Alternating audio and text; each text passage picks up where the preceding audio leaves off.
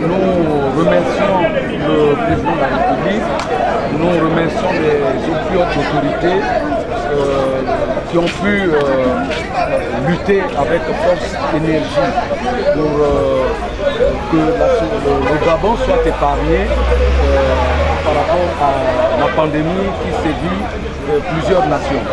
Et que ce matin, nous les agents de la SOGATRA, au-delà de la pandémie Covid-19, il y a la faim qui aussi peut tuer les gens.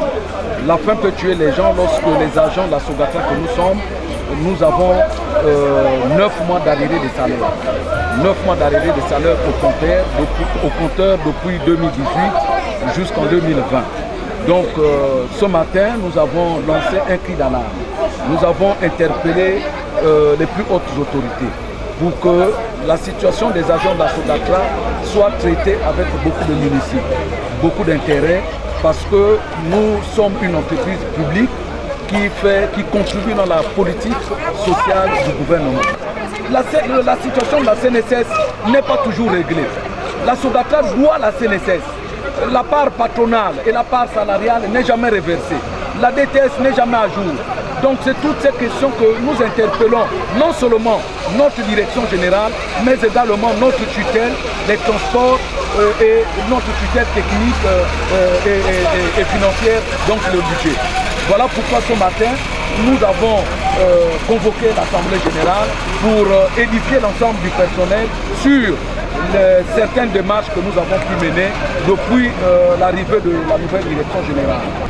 Cette direction générale qui est attentive par rapport à nos revendications, qui a commencé même à régler certaines préoccupations, notamment sur la décote, notamment sur le protocole d'accord qui a été signé avec la direction générale sortante.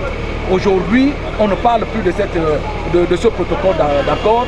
On ne parlera plus de la décote parce que progressivement, la direction générale a décidé de mettre fin à cette décote qui fait souffrir encore davantage les agents de la SOGATRA. La SOGATRA est parmi les sociétés de transport qui ont été retenues pour le transport de la gratuité.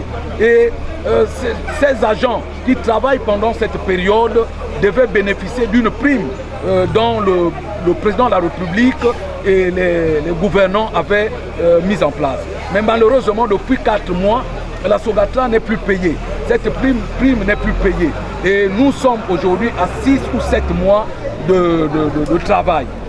C'est une partie des agents qui travaillent. La majorité des agents est à la maison.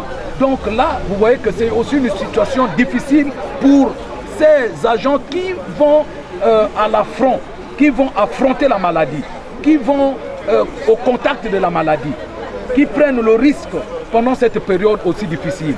Donc là aussi nous interpellons les autorités qu'ils nous édifient si nous ne serons plus payés ou bien nous serons toujours payés.